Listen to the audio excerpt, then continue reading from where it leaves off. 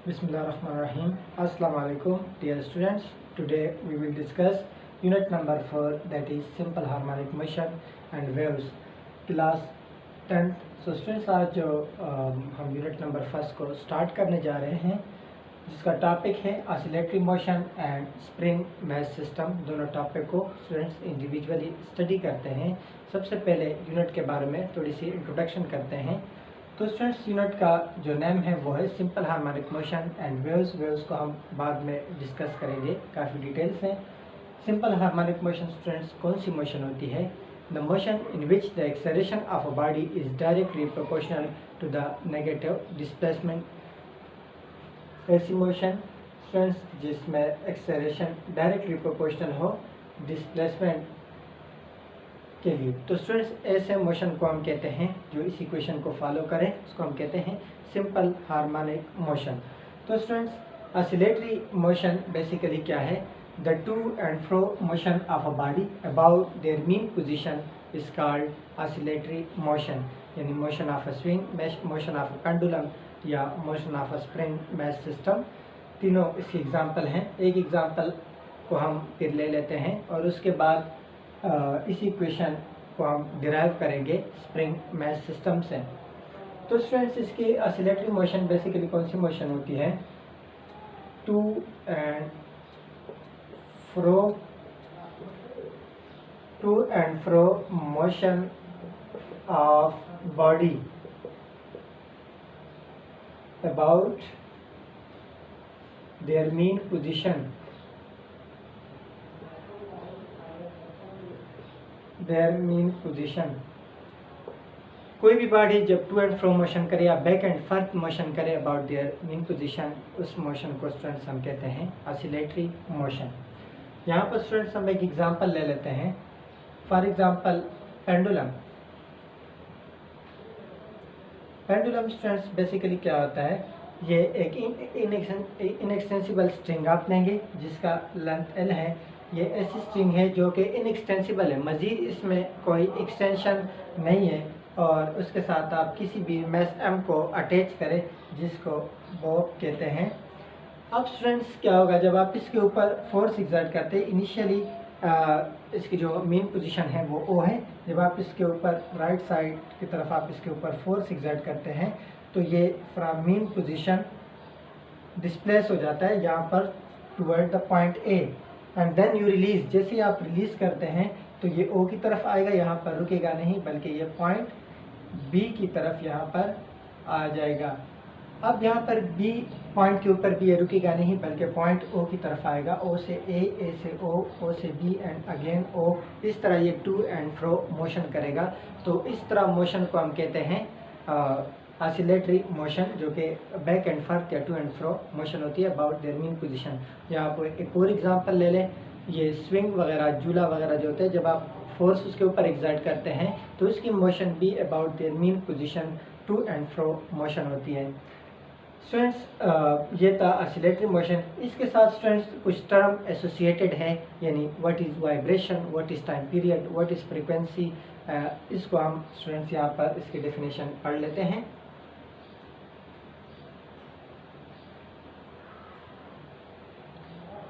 तो students, vibration क्या है? What is vibration? Vibration students basically क्या है?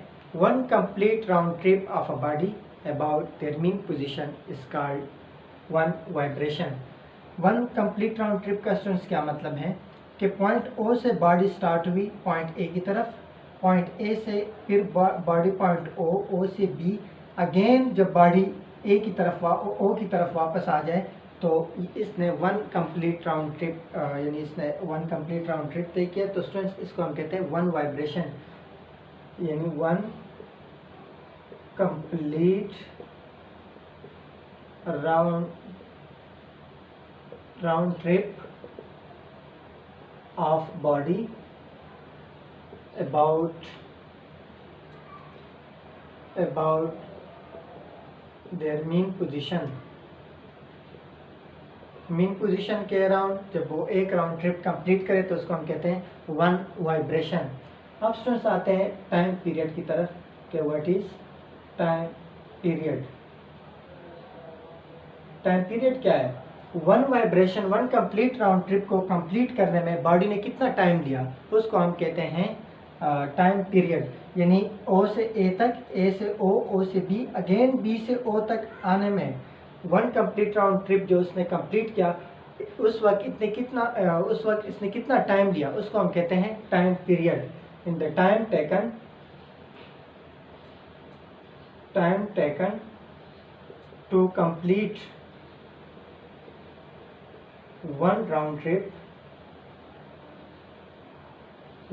ट्रिप या to complete one vibration, simply कह दें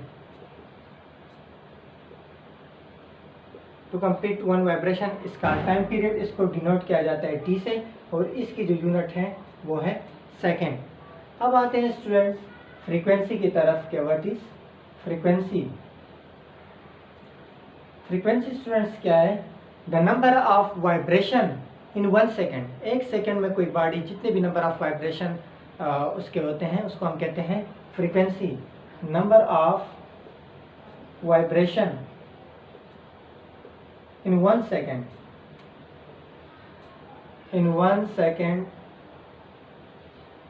इसका फ्रीक्वेंसी, इसको हम f से डिनोट करते हैं, स्मॉल f से, which is equal to 1 over t। f is equal to 1 over t, ये फ्रीक्वेंसी का फार्मूला है। और इसकी जो यूनिट स्टूडेंट्स वो क्या है? हर्ट्ज, साइकिल पर सेकेंड या हर्ट्ज। एक साइंटिस्ट था, उसके नेम के साथ इसकी यूनिट को भी एब्रीवेट किया गया है। स्टूडेंट्स उम्मीद है कि इस जो हमने अभी तक पढ़ा इसकी आपको अच्छी तरीके से समझ आ जाएगी। ये बेसिक कंसेप्ट था। अब हम अपने मेन टॉपिक की तरफ आते हैं, जो कि है स्प्रिंग मैथ सिस्टम, और उसी के थ्रू हम फाइंड करेंगे कि क्या spring mass system simple harmonic motion है, उसमें एक्सेलरेशन डायरेक्टली प्रोपोर्शनल है डिस्प्लेसमेंट के। अगर एक्सेलरेशन उसमें डायरेक्टली प्रोपोर्शनल आया डिस्प्लेसमेंट के, तो हम कह सकेंगे कि जो स्प्रिंग मैथ सिस्टम है वो क्या है स्टूडेंट्स? वो सिंपल हार्मोनिक मोशन है। तो स्टूडेंट्स अब हम इस टॉपिक की तरफ आते हैं।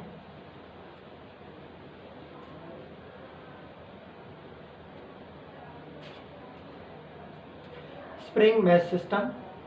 तो स्टूडेंट्स स्प्रिंग मैथ सिस्टम क्या होता है? एक स्प्रिंग के साथ एक मैथ को अटैच किया जाता है और उसके ऊपर फोर्स एक्सर्ट की जाती है, और जब उसको रिलीज किया जाता है तो वो to and fro motion start कर लेता है। तो स्टूडेंट्स यहाँ पर हम कंसीडर कर लें कि एक रिजिड सरफेस है, उसके साथ एक स्प्रिंग अटैच किया गया, और स्प्रिंग के साथ एक मैस m को, इसका मैस m है, और स्प्रिंग का जो कांस्टेंट है वो k है, जो डिपेंड करता है स्प्रिंग के ऊपर कि स्प्रिंग की हार्डनेस कितनी है और स्प्रिंग की सॉफ्टनेस कितनी है। स्टूडेंट्स ये जो प्लेस है स्प्रिंग मैथ सिस्टम, ये एक फ्रिक्शनल लेस हॉरिजॉन्टल सरफेस के ऊपर प्लेस है।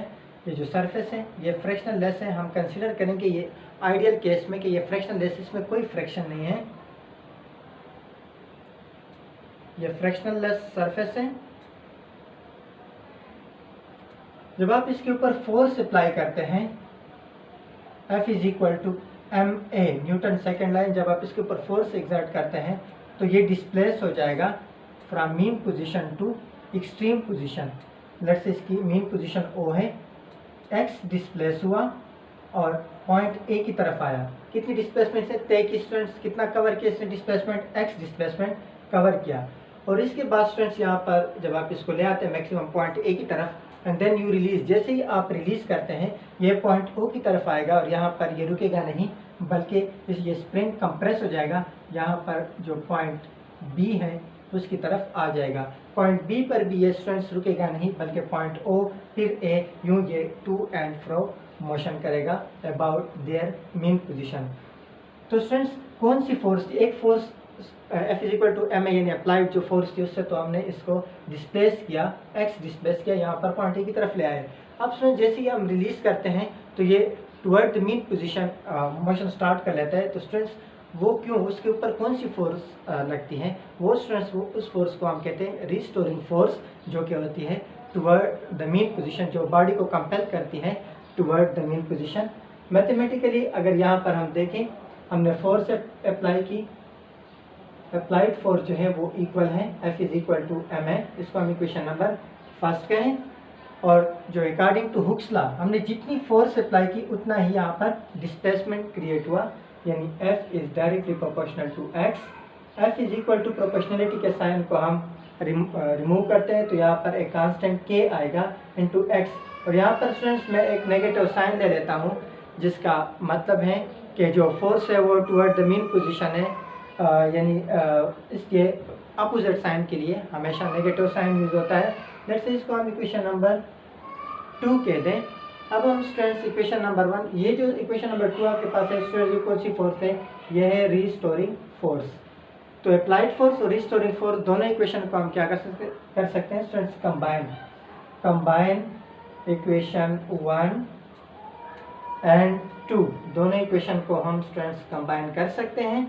सो MA इज इक्वल टू क्या आ जाएगा? माइनस KX, या M यहाँ पर मल्टीप्लिकेशन में इक्वल से इस साइड पे आएगा तो ये डिवाइड हो जाएगा।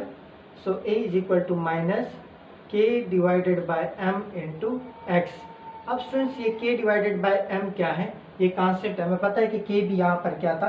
Constant of proportionality, spring constant था। और M भी ड्यूरिंग द मोशन वो वेरिएबल नहीं होता बल्कि कांस्टेंट होता है। तो ये दोनों कांस्टेंट, जैसे ही हम कांस्टेंट को रिमूव करेंगे, जैसे यहाँ पर प्रोपोर्शनलिटी को हमने ख़त्म किया, कांस्टेंट यहाँ पर हमारे पास आ गया। अगर इस कांस्टेंट को रिमूव करते तो वापस ये इक्वेशन प्रोपोर्शनलिटी की तरफ जाएगी। तो यहाँ से भी अगर हम ये कांस्टेंट को हटा दें तो ये इक्वेशन प्रोपोर्शनलिटी की तरफ चली जाएगी और वो होगा A is directly proportional to minus x। शुरू में जो मैंने इक्वेशन आपको बताई थी सिंपल हार्मोनिक मोशन के लिए, वो क्या थी कि the motion in which the acceleration is directly proportional to displacement, such type of motion is called simple harmonic motion. तो स्टूडेंट्स जब हमने मैथमेटिकल फार्मूले से स्प्रिंग में सिस्टम को सॉल्व किया तो यहाँ पर हमारे पास एज अ रिजल्ट एंड में हमारे पास ये फार्मूला आ गया, यानी A is directly proportional to minus x. It means कि जो स्प्रिंग में सिस्टम है वो भी स्टूडेंट्स कौन सी मोशन है? वो भी सिंपल हार्मोनिक मोशन है। अब स्टूडेंट्स इसके बाद हम आते हैं इसके टाइम पीरियड और फ्रीक्वेंसी को फाइंड करते हैं।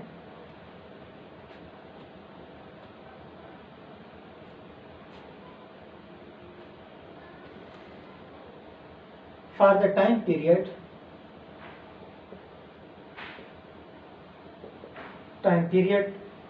के लिए क्या होगा स्टूडेंट्स? हमें पता है कि constant is equal to minus 4 pi square divided by t square. Students की एक इंडिविजुअल इसके सोल्यूशन है, हम उसके डेप्थ पे नहीं जाना चाहते। बहरहाल अब यहाँ पर क्या होगा स्टूडेंट्स? हमें पता है कि इस इक्वेशन को लेट्स से हम इक्वेशन नंबर स्टार कह दें। तो स्टूडेंट्स इक्वेशन नंबर स्टार में भी यहाँ पर हमारे पास एक कांस्टेंट अपेयर हो रहा है और यहाँ पर भी हमारे पास एक कांस्टेंट ये है। तो यहाँ पर भी हम अगर यहाँ पर इस प्रोपोर्शनलिटी को ख़त्म करें, यहाँ पर ये कांस्टेंट ले लें, तो हम इस इक्वेशन को यूँ लिख सकते हैं कि A is equal to minus, यहाँ पर हम नेगेटिव साइन सॉरी नहीं लेंगे, यहाँ पर ये वाला नेगेटिव साइन आ जाएगा, ये वाला माइनस ये क्या आ जाएगा 4 pi square divided by t square into ये x आ जाएगा। इसको आप इक्वेशन नंबर लेट से A कह दें। और स्टूडेंट्स ये इक्वेशन नंबर स्टार भी हमारे पास है। दोनों इक्वेशन को स्टूडेंट्स हम क्या कर सकते हैं? कंपेयर कर सकते हैं। सो कंपेयरिंग या कंबाइन या comparing equation A and B, दोनों इक्वेशन को स्टूडेंट्स जब आप कंपेयर करते हैं, यानी ये इक्वेशन और ये इक्वेशन, तो एज अ रिजल्ट क्या आएगा हमारे पास? मैं यहाँ पर लिख लेता हूँ। हमारे पास आ जाएगा स्टूडेंट जब हम कंपेयर करें तो minus k divided by m into x is equal to minus 4 pi square divided by t square into x. अब क्या होगा स्टूडेंट्स? नेगेटिव नेगेटिव साइंस के साथ कैंसिल, क्योंकि दोनों इक्वल बोथ साइड आ रहे हैं और यहाँ पर भी बोथ साइड x आ रहा है। x यहाँ पर मल्टीप्लिकेशन यहाँ पर आएगा तो डिवाइड के बाद ये दोनों क्या हो जाएंगे? कैंसिल आउट हो जाएंगे। So k divided by m is equal to क्या रह जाएगा? 4 pi square divided by t square. अब स्टूडेंट्स बोथ साइड जो भी ऑपरेशन हम इक्वेशन पे करते हैं वो बोथ साइड करते हैं। तो स्टूडेंट्स अगर इसका मैं इन्वर्स ले लूँ, यानी m डिवाइडेड बाय k कर दूँ, तो ये भी क्या हो जाएगा? टी स्क्वायर डिवाइडेड बाय 4 पाई हो जाएगा, यानी दोनों क्या हो जाएंगे, इनवर्स हो जाएंगे। टेकिंग इनवर्स, जैसे ही आप इसका इनवर्स लेते हैं, टेकिंग इनवर्स, इनवर्स के बाद क्या होगा, m divided by k is equal to t square divided by 4 pi square, यानी m ऊपर गया k नीचे, तो यहाँ पर भी टी स्क्वायर ऊपर और जो 4 पाई ही गया हमारे पास डिनोमिनेटर में आ जाएगा। अब स्टूडेंट्स क्या है कि 4 पाई स्क्वायर यहाँ पर डिवीजन में, यहाँ पर आएगा तो मल्टीप्लाई हो जाएगा, तो हमारे पास आ जाएगा t square is equal to 4 pi square under the root m divided by, sorry ये हमारे पास क्या आ जाएगा, 4 पाई वहाँ पर जाएगा तो इंटू क्या हो जाएगा, t square is equal to m 4 pi square m divided by k। Simply m divide by k उसी जगह पर, सिर्फ ये वहाँ पर, यहाँ पर डिवीजन में था, इक्वल से वहाँ पर गया तो यहाँ पर मल्टीप्लाई होगा, टी स्क्वायर वैसे ही हमारे पास रह जाएगा। अब स्टूडेंट्स हम क्या कर सकते हैं, बोथ साइड इसका हम स्क्वायर रूट ले लेते हैं, taking under root, taking under root both side जब आप इसका अंडर रूट लेते हैं तो क्या हो जाएगा, t square is equal to 4 pi square m divided by k, both side में अंडर रूट लिया, टी इसके साथ कैंसल, ये स्टूडेंट्स 4 जब अंडर रूट से बाहर आएगा तो 2 हो जाएगा, और पाई स्क्वायर जब अंडर रूट से बाहर आएगा तो ये पाई हो जाएगा, so t is equal to 2 pi under the root, यहाँ पर m डिवाइडेड बाय हमारे पास k आ जाएगा। अब स्टूडेंट्स ये हमारे पास क्या, किसके लिए फार्मूला आया, टाइम पीरियड के लिए for the spring mass system.